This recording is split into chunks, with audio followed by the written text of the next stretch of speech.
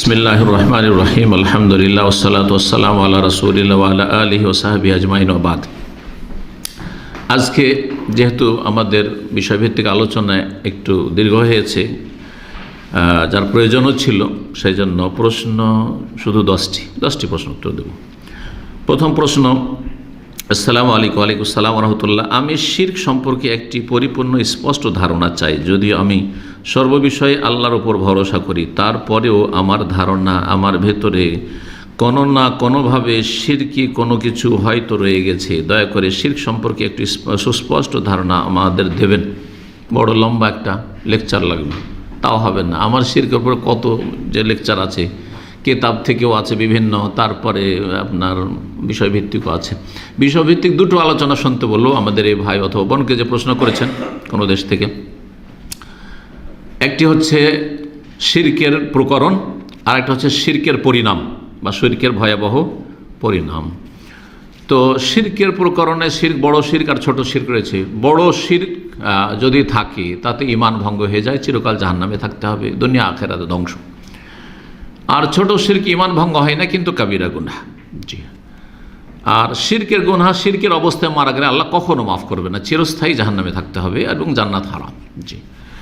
শিরক, বড় শিরক যার মাধ্যমে ঈমান ভঙ্গ হয়ে যায়, যেমন আল্লাহ ছাড়া অন্যকে সেজদা করা, নাউযুবিল্লাহ, আল্লাহ ছাড়া অন্যকে সেজদা করা, তারপরে আল্লাহ ছাড়া অন্যের কাছে দোয়া করা, তারপরে আল্লাহ ছাড়া অন্যের কাছে কিছু চাওয়া, আল্লাহ ছাড়া অন্য কাছে উদ্ধার কামনা করা বিপদ আপদ থেকে, তারপরে আল্লাহর কোনো হক অন্য কাউকে দিয়ে দেওয়া, বা আল্লাহ ছাড়া অন্যের মধ্যে অসাধারণ ক্ষমতা বিশ্বাস করা। সেটা অন্তর দিয়ে হইতে পারে, কথার দ্বারা হইতে পারে, কাজের দ্বারা হইতে পারে। আল্লাহর কোনো গুণ আল্লাহর কাজে, অন্য ভাষায় দেব, আল্লাহর কাজে, আল্লাহর ইবাদতে, আল্লাহর নাম গুণাবলিতে তার শরীক স্থাপন করা, এটা হচ্ছে বড় শিরক। আর ছোট শিরক মেলা ধরনের রয়েছে, ওর বিভিন্ন ধরন রয়েছে, যেমন আল্লাহ ছাড়া অন্যের কসম করা, তারপরে তাবিজ ব্যবহার করা। কিন্তু তাবিজই ভালো করবে এটা না, তাবিজ একটা মাধ্যম, তাহলে ছোট শিরক। কিন্তু তাবিজ ভালো করবে তাহলে বড় শিরক হয়ে যাবে। তারপরে লোক দেখানো কাজ, আংশিক লোক দেখানো কাজ, পুরোপুরি লোক দেখানো। ও নামাজই পড়তো না, কিন্তু শ্বশুর এসছে জামাই দেখতে, জামাই বাবু আজকে তো আমাকে হ্যাঁ এবং না করার দিন, ও নামাজে চলে গেছে, তাহলে বড় শিরক। কারণ ও তো জীবন নামাজ পড়তো না, বোঝা গেছে। কিন্তু নামাজ পড়ে, কিন্তু কিছুটা লোক দেখানো আছে। যখন একা পড়ে তখন তাড়াতাড়ি পড়ে, কিন্তু যখন শেখদের সামনে অথবা কোনো ভালো পরেজগার লোকের সামনে, সবার সামনে, তখন একটু সুন্দর করে সাজিয়ে পড়ে। এটাকে বলা হচ্ছে ইয়াসিরুরিয়া, হালকা লোক দেখানো যদি হয় তাহলে তখন ছোট শিরক। তাহলে সবসময় লোক দেখানো কাজ ছোট শিরক নয়, কখনো বড় শিরক, কখনো ছোট শিরক। যাই হোক, আল্লাহ যেন সমস্ত শিরক থেকে বাঁচিয়ে রাখেন। 2 নম্বর প্রশ্ন, আসসালামু আলাইকুম শেখ। ওয়ালাইকুম আসসালাম রহমতুল্লাহ। আমার একটি প্রশ্ন, ফজরের সলাতে, ফরজ সলাতে যদি 1 রাকাত সলাত ছুটে যায় তাহলে সূরা জোরে পড়ব না আস্তে করে পড়ব? যেই সলাত যেইভাবে ফরজ হচ্ছে ওইভাবে পড়বেন। কায়দা বোঝা গেছে? কি কায়দা কানুন বললাম? যেই সলাত যেভাবে আল্লাহ ফরজ করেছেন ওইভাবে পড়বেন। তো ফজরের সলাত 2 রাকাত জোরে তেলাওয়াত না আস্তে তেলাওয়াত? একা পড়লেও জোরে তেলাওয়াত, আর ইমাম হয়ে পড়লেও কি জোরে তেলাওয়াত, শুধু মুক্ত দিয়ে আস্তে আস্তে পড়বে। কিন্তু আপনি যেহেতু 1 রাকাত পেয়েছেন ইমামের সাথে, বাকি 1 রাকাত পাননি, এখন তো আপনি আলাদা হয়ে গেলেন, তখন জোরে পড়াই সুন্নাত। কিন্তু মনে রাখবেন যে জোরে পড়া রাতের সালাতগুলিতে জোরে তেলাওয়াত সুন্নাত, কোনো ওয়াজিব নয়। সুতরাং জোরে তেলাওয়াত করতে মাগরিবে কেউ যদি ভুলে যায়, এশাতে ভুলে যায়, ফজরে ভুলে যায়, তো সহজ সিজদা জরুরি নয় এবং সালাত বাতিল হবে না। কিন্তু আজকাল অধিকাংশ মুসলিম কি মনে করে, কেউ যদি ফজর পড়িয়ে দেয় আর ও মনে মনে তেলাওয়াত করে পড়িয়ে দিয়েছে, আবার পড়িয়ে নিবে, যেন নামাজই হয়নি। অজ্ঞতা না? সুন্নাত কাজ। রফেদান ছুটে গেলে নামাজ হবে না? আবার পড়াইতে হবে। আমি জোরে বলতে ভুলে গেছে, ও বলেনি, তা আবার পড়াইতে হবে। ওই রকমই জিনিস জোরে তেলাওয়াত, ঠিক। জি, হালকা বিষয় কিন্তু ঠিক।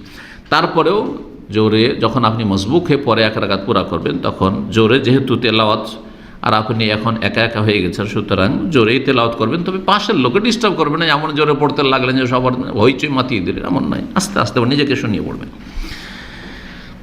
3 নম্বর প্রশ্ন, শেখ আসসালামু আলাইকুম। ওয়ালাইকুম আসসালাম রহমতুল্লাহ। আমি মালয়েশিয়া থেকে। করোনার কারণে শুধু মালয়েশিয়ান নাগরিকরা মসজিদে 5 ওয়াক্ত এবং জুমার নামাজ পড়তে পারে, দুঃখের বিষয়। কিন্তু দেখি নাগরিকদের পড়তে দেওয়া হয় বলছেন, কিন্তু অনাগরিকদেরকে পড়তে দেওয়া হয় না, কিন্তু অফিসের কাজ সবাই মিলেই করি, অফিসে সব একসাথে, কিন্তু যারা বিদেশি নাগরিক, আসলে বিদেশি কথাটি আছে, বিদেশি নাগরিকদের পড়তে দেওয়া হয় না, অফিসে একসাথে কাজ করি। এই বিষয়ে আমাদের করণীয় এবং আপনার মতামত আশা করছি, যেহেতু এটি রাষ্ট্রীয় বিষয়, তা যদিও অন্যায় তারা করছে সেখানে করার কিছু নেই। যদি সরকার এরকমটা করে তো অবিচার করছে, যে কোনো সরকার করুক না কেন। দেশি আর বিদেশির পার্থক্য মসজিদেও আল্লাহর ঘরে, যে দেশিদেরকে মসজিদে পড়তে দেবো, বিদেশিরা তোমরা ঘরে ঘরে পড়ো, এটা জুলুম করেছে, আর করার কিছু নেই এই ক্ষেত্রে। সুতরাং লা ইউকাল্লিফুল্লাহু নাফসান ইল্লা উসআহা, সাধ্যের বাইরে, ক্ষমতার বাইরে আল্লাহ কোনো দায়িত্ব দেন না। সুতরাং আপনাদেরকে যেখানে অনুমতি আছে সেখানেই জামাত করবেন। তখন আপনার বাড়িতেই, বাসাতে, ব্যাচেলার 4-5 জন 10 জন এক রুমে থাকছেন, ওখানেই ছোট ছোট জামাত করবেন, সব রুমে রুমে জামাত করবেন, নিজের নিজের ভিলাতে জামাত করবেন, অথবা একটা রুমকে মুসাল্লা বানিয়ে নেবেন, যে ওইখানে আমরা গোটা বিল্ডিংয়ের লোক জমা হবো আর আমরা এইখানে করে সালাত আদি জামাত করব, এইভাবে আদায় করবেন। জি, ফাত্তাকুল্লাহ মাস্তাতাতু, সূরা তাগাবুন আর বলছে যথাসাধ্য, আল্লাহ আপনাদের ক্ষমতাতে এটাই আছে, ওটাই করবেন, যথেষ্ট। কিন্তু যারা এরকমটা করেছে তারা ভুল কাজ করেছে, ভুল সিদ্ধান্ত নিয়েছে, আল্লাহ তাদের হেদায়েত দান করুন। 4 নম্বর প্রশ্ন। আসসালামু আলাইকুম রহমতুল্লাহ। ওয়ালাইকুম আসসালাম রহমতুল্লাহ। শেখ, আমার সলাতের রুকু ও সেজদার সময় চোখ বন্ধ করে রাখলে সমস্যা আছে কি? এমনটা হয়ে যায়। জি, চোখ বন্ধ করা সালাত অবস্থায় জায়েজ কি না এই বিষয়ে একটু দ্বিমত আছে, তবে অধিকাংশ আইম্মায়ে কেরামগণ, বরং প্রায় সবগুলি আইম্মায়ে কেরাম কাছাকাছি বলেছেন যে কমপক্ষে মাকরুহ, সেটা হারাম নয়, কিন্তু চোখ বন্ধ করা হচ্ছে মাকরুহ, মানে অপছন্দনীয়। মাকরুহ তাহরিম না, মাকরুহ তানজি, অপছন্দনীয় কাজ এবং শরীয়ত সম্মত নয়। তাহলে শরীয়ত বিরোধী কাজ, যদিও সেটাকে হারাম শব্দ, শক্ত শব্দ বলবো না, কিন্তু সেটা শরীয়ত সম্মত কাজ নাই চোখ বন্ধ করা। কেন? আয়াত বা স্পষ্ট কোনো হাদিসে স্পষ্ট এরকম দলিল নেই, তবে একটা দলিল হচ্ছে যে নবী সাল্লাল্লাহু আলাইহি সাল্লামের আদর্শ কী ছিল সালাত সম্পর্কে। নবী সাল্লাম সালাত পড়েছেন না? সারা জীবন পড়েছেন। চোখ খুলে পড়তেন না চোখ বন্ধ করে? চোখ খুলেই পড়তেন। এর বিভিন্ন দলিল আছে, একটা দলিল শুধু বলছি। সহিহ বুখারীর সে হাদিসটা আমাদের ধারাবাহিক আলোচনাতে গিয়েছে, বুখারীর সালাতের অধ্যায়। নবী সাল্লাম এখন মা আয়েশার বাড়িতে নামাজ পড়লেন, আর সামনের দিকে পর্দা ঝুলানো ছিল, সেই পর্দাটা একটু নকশাওয়ালা ছিল, আর সালাত পড়ার পরে বলছেন, আমি তি আন্না কেরাম একে, তোমার এই নকশাওয়ালা চাদরটা আমাদের সামনে থেকে সরিয়ে লাও, ফাইন্নাহা আলহাতনি আন সলাতি, আমার সলাতে সে আমাকে মশগুল করে দিয়েছে, অমনোযোগী করে দিয়েছে। তাহলে বোঝা গেল যে রাসূলুল্লাহ চোখ খুলে সলাত আদায় করতেন, সেই জন্য সামনে নকশাওয়ালা পর্দাটা দেখতে পেয়েছেন চোখ বন্ধ করে। তাহলে তো ঝামেলা ছিল না, তাহলে চোখ বন্ধ করে পড়তেন, তাই না? কিন্তু তো চোখ বন্ধ করে নবী সাল্লাল্লাহু আলাইহি ওয়াসাল্লাম সালাত তাহলে পড়েননি। এইরকম বকরি ছাগল যখন সামনের দিক দিয়ে যেছে, তখন নবী সাল্লাল্লাহু আলাইহি ওয়াসাল্লাম এগিয়ে গেছেন যাতে বকরিটা সামনের দিক দিয়ে না যেতে পারে। তাহলে বোঝা গেছে, দেখতে পাচ্ছেন যে বকরি সামনে আসছে। তো এটা হচ্ছে নবী সাল্লাল্লাহু আলাইহি ওয়াসাল্লামের আদর্শ সালাতের ক্ষেত্রে। 2 নম্বর কথা, যে মা আয়েশা রাদিয়াল্লাহু তাআলা আনহা বলেছেন যে চোখ বন্ধ করা সালাত অবস্থা মিন ফেলিল ইহুদিদের আদর্শ, ইহুদিদের ইবাদত চরিত্র। সুতরাং ইহুদিদের বিরোধিতা করাই হচ্ছে শরীয়ত সম্মত, তাই চোখ বন্ধ করবেন না। একদল শুধু বলেছেন যে দেখতে হবে, যদি দেখা যায় যে চোখ খোলা থাকলে আমার বেশি খুশু হয় না, অমনোযোগী হয়ে যায়, কিন্তু চোখ বন্ধ করলে বেশি খুশু, মানে বেশি মনোযোগী হইতে পারি, তাহলে তখন চোখ বন্ধ করা যেতে পারে বা চোখ বন্ধ করা ভালো। ইবনুল কাইয়িম রাহিমাহুল্লাহ এই কথা জাদুল মাদে আলোচনা করেছেন। এটা শুধু এই ক্ষেত্রে বলা যেতে পারে যে সামনে ধরেন এমন নকশা, এমন চাকচিক্যময় দৃশ্য যে চোখ খোলা অবস্থায় সালাত পড়লে শুধু ওই দিকেই যাবে নজর। এমন জায়গায় সালাত পড়ছেন, সামনের দিক দিয়ে রাস্তা, আর শুধু মহিলা পুরুষ যাচ্ছে, এখন ওই অবস্থায় যদি এরকম করে থাকেন, যদিও ওইদিকে তাকানো ঠিক না, কোন দিকে তাকাইতে হবে? সেজদার জায়গায় তাকাইতে হবে, সেজদার জায়গায় তাকাতে হবে। তার মধ্যেও যদি এমনটা হয় যে ওইদিকে নজর চলে যাচ্ছে, তখন একটু আপনি চোখ করলেন, সেটা নিজের খুশু তৈরি করার জন্য এবং অমনোযোগী যাতে না হয়ে যান সেই জন্য। তো কেউ কেউ বলেছেন যে এটা করা যেতে পারে, আল্লাহ তাআলা আলাম। না করাটাই হচ্ছে শরীয়ত সম্মত কথা। এবং চোখ বন্ধ করা হচ্ছে অপছন্দনীয় কাজ। 5 নম্বর প্রশ্ন বলছেন সালামের পরে ওয়ালাইকুম সালাম, রাসূলুল্লাহ এশা পড়ে রাতের 1/3 অংশ কাটানোর পর, এশা পড়ে রাতের 1/3 অংশ কাটানোর পর আবার কিভাবে তাহাজ্জুদ রাতের 2য় অংশে কাটাতেন? তাহলে তো এশা প্লাস তাহাজ্জুদেই রাত শেষ হয়ে যায়। আমি সুন্নাহ অনুযায়ী জীবন গড়তে প্রশ্নটি করেছি। এ ভাই আসলে বুঝেছেন যে নবী সাল্লাল্লাহু আলাইহি ওয়াসাল্লাম এশার সালাত পড়তেন রাতের 3য় অংশ যাওয়ার পরে, তাহলে 3 ভাগের 1 ভাগ চলে গেল। আর নবী সাল্লাল্লাহু আলাইহি ওয়াসাল্লাম রাতের 3 ভাগের 2 ভাগ তাহাজ্জুদ পড়তেন, তাহলে তো যখন 3 ভাগের 1 ভাগ চলে গেছে এশা পড়তে পড়তে, তাহলে তারপরে নবী সাল্লাল্লাহু আলাইহি ওয়াসাল্লাম কী করেছেন? তাহাজ্জুদ শুরু করে দিয়েছেন। তো সারা রাত জেগে আছেন, তো নবী সাল্লাল্লাহু আলাইহি ওয়াসাল্লাম ঘুমাইতেন না? এটা হচ্ছে সংশয়। এমনটা কি তিনি ভুল বুঝেছেন। আসলে নবী সাল্লাল্লাহু আলাইহি ওয়াসাল্লাম যে হাদিস আছে যে এশার সালাতের সময় 2 রকম হাদিস আছে। এক হাদিস আছে এলা নিসফিল লাইল, অর্ধেক রাত পর্যন্ত। আর এক হাদিস আছে রাতের 3 ভাগের 1 ভাগ পর্যন্ত। রাতকে 3 ভাগের 1 ভাগ করেন, আর এশার সালাতের সময় হচ্ছে রাতের 3য় অংশ পর্যন্ত, এটা ম্যাক্সিমাম। তাহলে আজকাল সন্ধ্যা 5টা থেকে ভোর 5টা ধরেন, কয় ঘন্টা? 12 ঘন্টা। 3 ভাগ করেন, 3 × 4 = 12, তাহলে 5টা 5 × 4 = 9। তো রাত 9টার মধ্যে এশার সালাত পড়ে নেওয়া উচিত। রাত 9টার মধ্যে এশার সালাত পড়ে নেওয়াটা উত্তম। কিন্তু যদি সবাইকে নিয়ে পারেন 10টা 11টা, প্রয়োজনে জায়েজ আছে, কিন্তু এটা কষ্টকর। 9টাই তো অনেকের জন্য কষ্টকর। এই জন্য আরব দেশে করা হয় কি 1.5 ঘন্টা পরেই এশার সালাত পড়ে নেওয়া হয়। রমজান মাসে শুধু 2 ঘন্টার সিস্টেমটা আছে। তো এই যে আপনার 3য় অংশের বিষয়টি নবী সাল্লাল্লাহু নিয়মিত পড়তেন না। এটা হচ্ছে কি যে শেষ 3য় অংশ পর্যন্ত আপনি এশার সালাতটা পড়ে নেন, কিন্তু নবী সাল্লাল্লাহু আলাইহি ওয়াসাল্লাম কী করতেন? তার অনেক আগেই পড়ে নিতেন। যখন দেখতেন লোকজন হাজির হয়ে গেছে, নবী সাল্লাল্লাহু আলাইহি ওয়াসাল্লাম যেমন এমনটা ছিল না যেমন এখন ফিক্সড টাইম আছে, ফিক্সড টাইম ওইরকম ফিক্সড ছিল না। দেখতেন যে এখন লোকজন সব যারা মুসল্লি সাধারণত জমা হয়ে গেছে, আগে পড়ে আজ্জাল হাদিস আছে তাড়াতাড়ি পড়ে নিতেন না। লোকজন আরও বাকি আছে, আসতে দেরি হচ্ছে, আচ্ছা আসুক, আর তারপরে পড়তেন। যেমন আমরা এই যে আমাদের বক্তব্য করি, লোকজন হাজির হয়ে গেছে 8টার সময় শুরু করে দিলাম, হাজির হয়নি 10-15 মিনিট লেট করে দিলাম, করছি না। এইটাই নবী সাল্লাল্লাহু আলাইহি ওয়াসাল্লামের বাস্তব আমল ছিল, বাস্তব আমল ছিল। কিন্তু 3য় অংশ কখনো কখনো এটা যেত। এবং নবী সাল্লাল্লাহু আলাইহি ওয়াসাল্লাম বলেছেন, যদি তোমাদের জন্য কষ্টকর না হতো তাহলে লাউলান আশুক আলা উম্মতি, আমার উম্মতের জন্য কষ্টকর না মনে করতাম, তাহলে আখারতুল এশা ইলা সুলুসিল লাইল, রাতের 3য় অংশ পর্যন্ত আমি বিলম্ব করতাম। তাই বিলম্ব করেননি নবী সাল্লাল্লাহু আলাইহি ওয়াসাল্লাম। আর তারপরে আরেকটা কথা এখানে এই ভাইয়ের বুঝতে যে ভুল হয়েছে, সেটা হচ্ছে যে নবী সাল্লাল্লাহু আলাইহি ওয়াসাল্লাম প্রতিদিন 2/3 অংশ তাহাজ্জুদ পড়তেন না। 3 রকম কোয়ালিটি ছিল নবী সাল্লাল্লাহু তাহাজ্জুদের কোয়ালিটি। সূরা মুজাম্মিলে আল্লাহ বয়ান করেছেন। কে বলতে পারে 3 রকম কোয়ালিটি? কে বলতে পারেন? হাফেজ সাহেব, সূরা মুজাম্মিলে তো আছে। হ্যাঁ কি খালি মুখস্থ ওই করে কোন সময় রেখে দিলে হবে কিতাবে? ইন্না রাব্বাকা ইয়ালামু আন্নাকা তাকুমু আদনা মিন সুলুসাইল লাইলি ওয়া নিসফাহু ওয়া সুলুসাহু। 3 রকম। একটা হচ্ছে 2/3 অংশ কখনো কখনো, তার মানে আজকালকার 8 ঘন্টা, আর কখনো নিসফাহু অর্ধেক, তার মানে 6 ঘন্টা, আর কখনো কখনো 4 ঘন্টা সুলুসা 1/3 অংশ।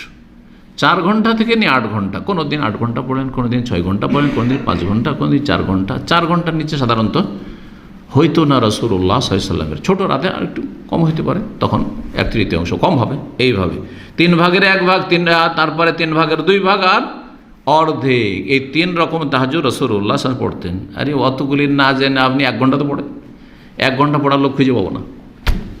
1 ঘন্টা তাহাজ্জুদ পড়ার লোক খুঁজে পাওয়া মুশকিল, ইল্লা মাশাআল্লাহ। তাহলে কমপক্ষে শুরু তো করেন, আধা ঘন্টা দিয়ে শুরু করেন, 40 মিনিট দিয়ে শুরু করেন। যেমন তারাবি 8 রাকাত আধা ঘন্টায় শেষ করছেন, 20 রাকাত যারা 1 ঘন্টায় শেষ করছেন, আধা ঘন্টায় যারা বা 40 মিনিটে যারা তারাবি 20 রাকাত শুরু করে, তাদের তো সলাতই হয় না, ওইভাবে সলাত হয় না। জি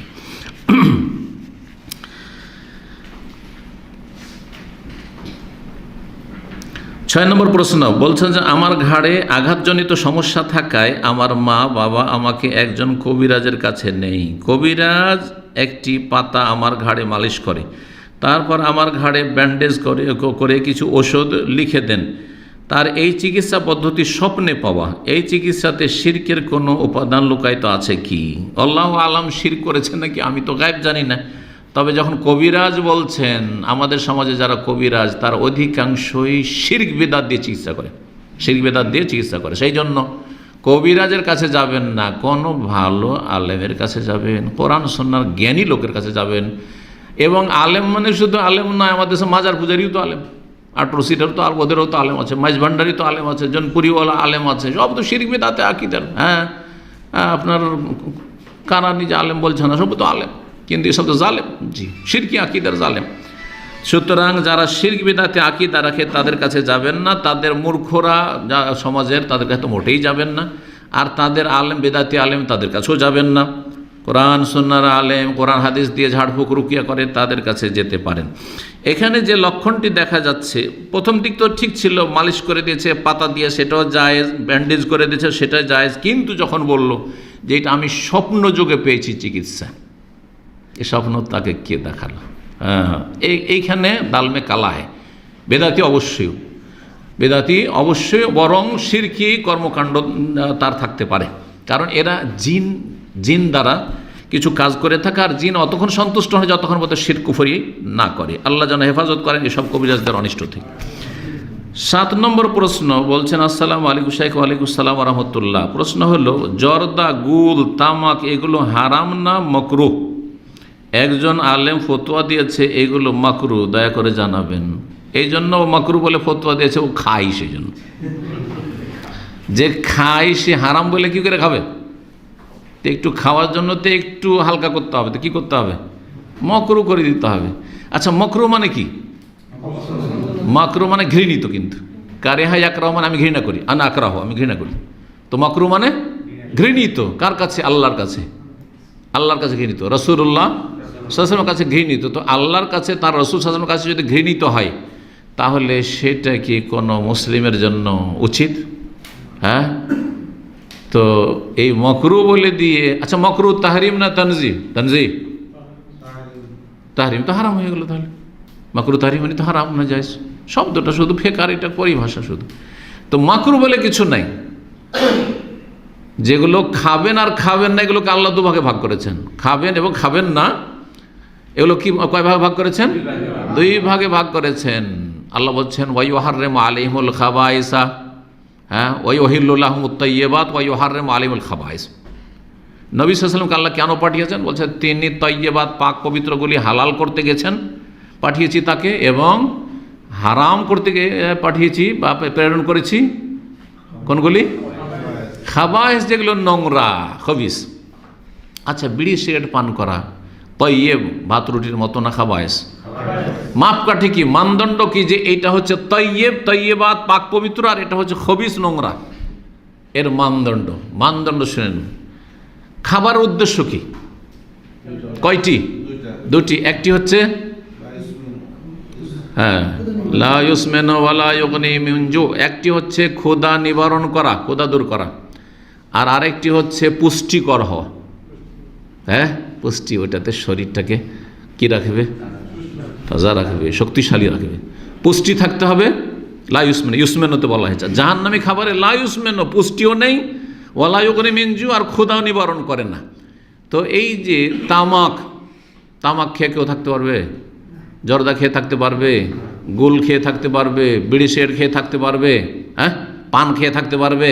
চুন খেয়ে থাকতে পারবে? শুধু খড় খেয়ে থাকতে পারবে? শুধু এইসব আপনার এইসব খেয়ে থাকতে পারে? সুপারি খেয়ে থাকতে পারে? কেন? যদিও খড় সুপারির চাইতেও নিকৃষ্ট হচ্ছে, খাবিস হচ্ছে এই তামাক জাতীয়, সেই তামাক থেকে যতগুলি প্রোডাক্ট আছে সেটা জ্বালিয়ে খাক, হ্যাঁ, বিড়ি সিগারেটের আকারে, অথবা অন্য কোনোভাবে খাক। জি হ্যাঁ, তো সুতরাং এটা খাবিস। আর এই জন্য একজন মুসলিম বাথরুমে বিড়ি সিগারেট পান করে, কিন্তু মসজিদে পারবে না সে। কিন্তু বেদাতি মোল্লাদের ধৃষ্টতা হচ্ছে, এর হাদিস পড়ায়, কোরআন পড়ায়, মাদ্রাসায় বসে, মসজিদে বসে এরা জর্দাওয়ালা পান খায়। এদের বেয়াদবিটা আরও সীমাহীন বেয়াদবি, কথা বুঝতে পারছেন না? সুতরাং এই খাবাইস মসজিদে বসে খাক আর বাড়িতে খাক, খাবাইস খবিস, নোংরা জিনিস, তামাক জাতীয় জিনিস নোংরা। আল্লাহ যেন এই সব থেকে হেফাজত করেন। আর নোংরা জিনিস হচ্ছে হারাম, আর মকরু বলে কোনো কিছু নেই। জি, 8 নম্বর প্রশ্ন। আসসালামু আলাইকুম শেখ। ওয়ালাইকুম সালাম রহমতুল্লাহ। আমার একজন ব্যক্তি যদি আল্লাহকে খুশি ও আল্লাহর ভয়ে সালাত আদায় করে, কিন্তু তার স্ত্রী সালাত আদায় করে না এবং পড়ার চেষ্টাও করেন না, ওই ব্যক্তি যদি আল্লাহর কাছে কোনো সন্তান নেক চান, তাহলে কি আল্লাহ রাব্বুল আলামিন ওই ব্যক্তির দোয়া কবুল করবেন? আল্লাহ ভালো জানেন কবুল করবেন কি না। কিন্তু সাধারণত যেটা হয় সেটা হচ্ছে যে ছেলে মেয়ে হচ্ছে ফসল, ছেলে মেয়ে হচ্ছে কি ফল বা ফসল। আর ফল ফসলের ফলনের জন্য দুটো জিনিস লাগে। কি লাগে? একটা জমি লাগে, ক্ষেত্র, জমিটা ভালো হওয়া লাগবে, যার উর্বর শক্তি ভালো থাকে। আর আরেকটা বীজ ভালো লাগবে। কথা বলছে, আপনি ফজলি আমের যদি গাছ না লাগিয়ে আপনি লাগান, আপনি কোনো গুটি আম অথবা জঙ্গলি কোনো কিছু লাগান, আর যদি ফজলি আমের আশা করেন হবে? বোঝা গেছে কি না? যেমন বীজটার বীজ কার কাছে আছে?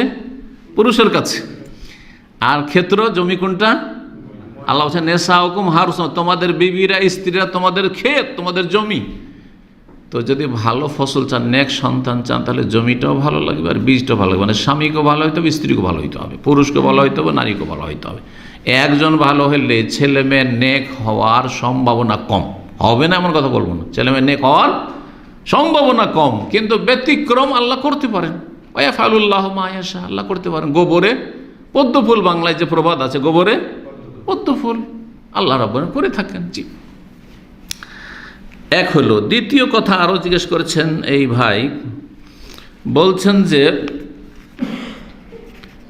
এবং ওই স্ত্রীকে নিয়ে কি সংসার করা যাবে, একটু জানি উপকৃত করবেন।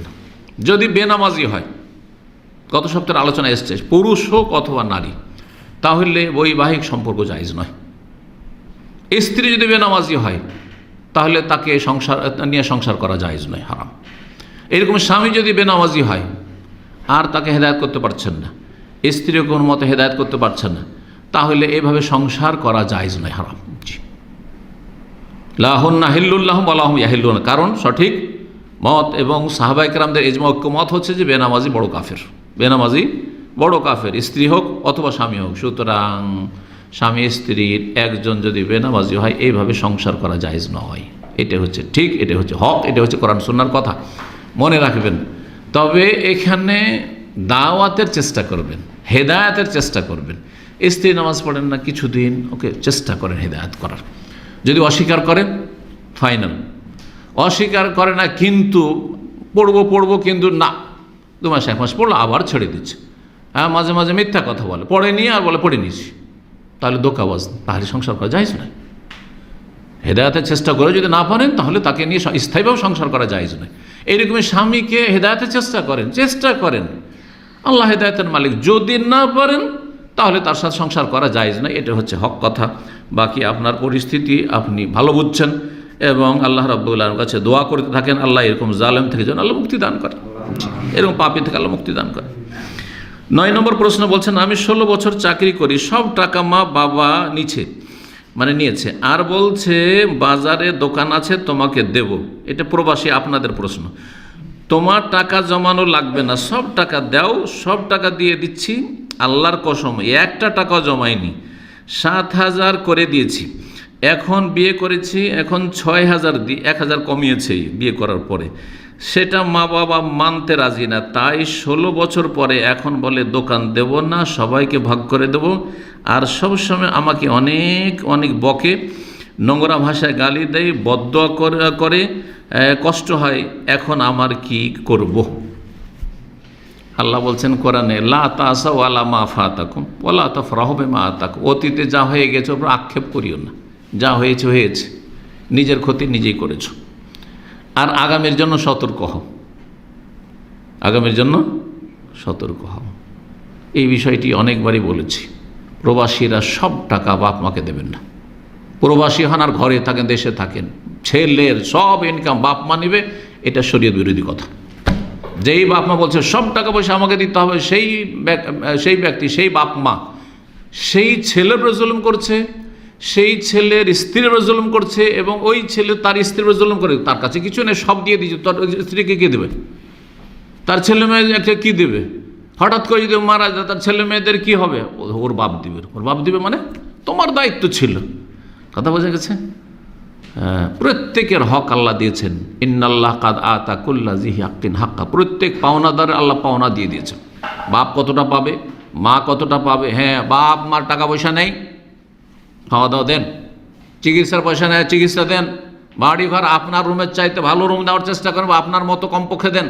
জি হ্যাঁ, আপনার মতো খাওয়ান, একসাথে খাওয়ান, চেষ্টা করেন, খেদমত করেন। কিন্তু সব টাকা দিতে হবে, এইটা অবিচার করা। সেই ছেলে নিজের উপর জুলুম করেছে, যে এরকম কার কাছে 16 বছর আপনি নিজের উপর জুলুম করেছেন, আপনার স্ত্রীর উপর জুলুম করেছেন, আপনার ছেলে মেয়েদের উপর জুলুম করেছেন। সুতরাং সতর্ক হন এবং শরীয়তের জ্ঞান অর্জন করুন, আর প্রত্যেকের হক আদায় করুন। আপনাকে আল্লাহ জিজ্ঞাসা করবেন যেমন বাপ মা সম্পর্কে, তার সাথে সাথে আপনার স্ত্রী সম্পর্কে জিজ্ঞেস করবেন, আপনার ছেলে মেয়েদের সম্পর্কে জিজ্ঞাসা করবেন, তাদের জন্য কিছু রাখুন। সুতরাং এমনটা করেছেন, ভুল করেছেন, এখন সতর্ক হন। আর আপনি আর দোকান পান আর না পান, এখন সতর্ক হয়ে আপনি নিজে কিছু জমান। বাপ যদি সচ্ছল থাকে নিজের সংসার নিজে চলুক, মাঝে মধ্যে কিছু দেন।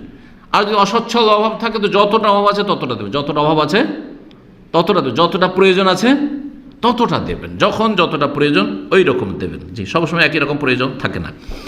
10 নম্বর প্রশ্ন, এবং এটা দিয়ে শেষ। আসসালামু আলাইকুম রহমতুল্লাহ। ওয়ালাইকুম আসসালাম রহমতুল্লাহ। শেখ, আমার প্রশ্ন, মাহরাম ছাড়া কোনো মহিলার বাইরে যাওয়া ইসলামে নিষিদ্ধ? মানে সফর করা নিষিদ্ধ। বাইরে যাওয়া মানে বাইরে তো বাড়ির বাইরে গেল, দোকানপাটে গেল, বাজারে গেল, এটা নিষিদ্ধ নাকি? না, নিষিদ্ধ নয়। ফিতনার আশঙ্কা যদি না থাকে আর জানমালের নিরাপত্তা থাকে, মানে ইজ্জতের নিরাপত্তা থাকে, তো বাড়ির বাইরে দোকানপাটে যেতে পারে, বাজার করতে, শপিং করতে মহিলা একাও যেতে পারে, যদি সেখানে মানে সেখানকার পরিবেশ ভালো থাকে। শর্ত মাহরাম কখন? এক শহর থেকে আর এক শহর, এক জায়গা থেকে আরেক জায়গায় সফর করা, যেটাকে সাধারণত সফর করা। এখান থেকে জুবাইল যাচ্ছে, এখান থেকে আলহাসা যাচ্ছে, তখন অবশ্যই মাহরাম থাকতে হবে। ঠিক আছে? বাবকিক যাচ্ছে, কিন্তু এখান থেকে ধরেন 70-80 কিলোমিটার এরকম যাচ্ছে, এখান থেকে খোবার যাচ্ছে, এখান থেকে আপনার কাতির যাচ্ছে, আশেপাশে যাচ্ছে 10 কিলোমিটার, 20 কিলোমিটার, 5 কিলোমিটার, যেগুলোতে অসুবিধা নেই, এগুলোর জন্য মাহরাম শর্ত নাই, এগুলোর জন্য মাহরাম শর্ত নাই। কিন্তু কি শর্ত আছে? নিরাপত্তা শর্ত আছে। এমন না হয় যে সে ধর্ষণের আশঙ্কা আছে, ছিনতাইয়ের আশঙ্কা আছে, জানমালের উপর হামলা হইতে পারে, এইরকম কোনো যেন আশঙ্কা না থাকে। তাহলে এই বিষয়টি বুঝে নিয়েছেন। তারপরে বলছেন, কিন্তু মেয়েরা আবাসিক মাদ্রাসা, মেডিকেল কলেজ, ইউনিভার্সিটি ইত্যাদিতে শিক্ষার উদ্দেশ্যে অবস্থান করে, এটা ইসলামে কতটুকু সমর্থন করে কোরআন সুন্নাহ অনুযায়ী জানতে চাই। কোনো জায়গায় অবস্থানের জন্য যতই দূরে হোক না কেন মাহরাম শর্ত না। কোনখানের জন্য মাহরাম শর্ত? সফর করার জন্য। বোঝা গেছে কি না?